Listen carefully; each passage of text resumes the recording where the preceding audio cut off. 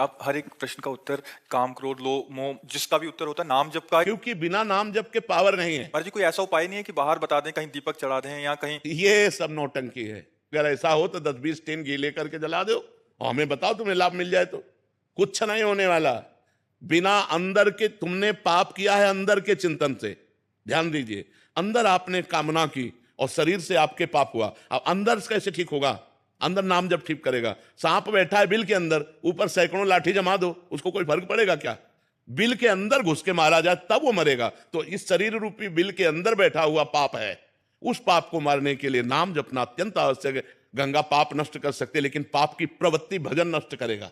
पाप किया, गंगा नहाया, फिर पाप किया, तो मतलब क्या रहा गंगा नहाने से? पाप की प्रवृत्ति का नाश होगा तो नाम जप से होगा, भजन से होगा। अगर भजन नहीं करोगे तो हर प्रश्न का उत्तर नाम जप है। अगर नाम जप नहीं करोगे तो समाधान हो ही नहीं सकता। ये आप करके देख लो, जंतुर बंधवा के देख लो, हवन करवा के देख लो, कलावा बंधवा के देख लो, कुछ नहीं होने वाला।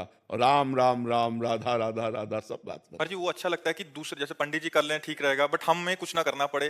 तुम करो पाप और पंडित जी करे जब, तो तुम्हारा कल्याण हो जाएगा। ऐसे हो जाएगा? नहीं, ऐसा कदापि नहीं हो सकता, कदापि नहीं हो सकता। तो महाराज जी बाहरी इससे मतलब उतना इफेक्ट नहीं पड़ेगा महाराज? बिल्कुल असर नहीं पड़ेगा। हम कह रहे हैं, देखो खास बात समझिए। स्वप्न में एक आदमी समुद्र में डूब रहा है।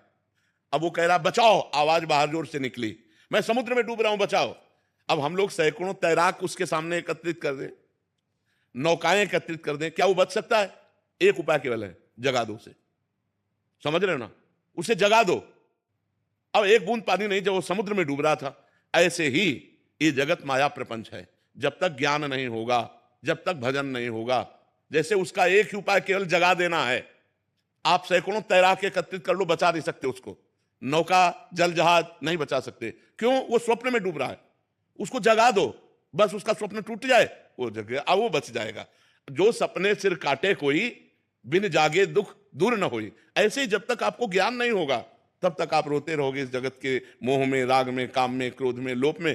थोड़ा दान पुण्य किया, थोड़ा पाप नष्ट हुआ, फिर पाप किया, फिर इससे काम नहीं बने। काम बनेगा पाप की जड़ का नाश हो, और पाप की जड़ है पाप की प्रवृत्ति। उस प्रवृत्ति में जब तक ज्ञान नहीं जागृत होगा, तब तक बात नहीं बनेगी। इसलिए खूब नाम जप करना अत्यंत अनिवार्य है। महाराज जी और कैसे पता लगेगा कि हमारे पाप नष्ट हो रहे हैं और हो गए हैं? जैसे जैसे पाप नष्ट होते जाएंगे, चिंता, शोक, भय, ये सब नष्ट होता जाएगा। अपने अंदर अपने आप हृदय में आने लगेगा, मैं निष्पाप हो गया हूं।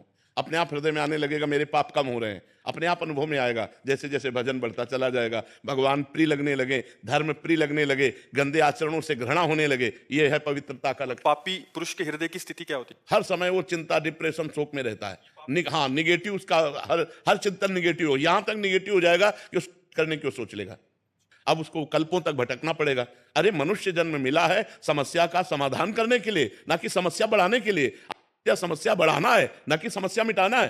लोग समझते नहीं है, सोचते हैं आप कर लेंगे तो हम समस्याओं का निदान कर लिया, और घोर समस्या में फंस गए। समस्या का निदान करने का उपाय मनुष्य शरीर था, उसको खो दिया। अब तो सवाल नहीं उठता। 83,99,999 योनियों में एक भी योनि ऐसी नहीं है जिसमें आप भजन करके भगवान को प्राप्त कर लें। 84 लाख योनि की पूर्ति मनुष्य शरीर से होती है। इसी मनुष्य शरीर से भजन करके हम अपना कल्याण कर सकते हैं। समस्त समस्याओं का निदान भजन है। अगर भजन नहीं तो कुछ नहीं है।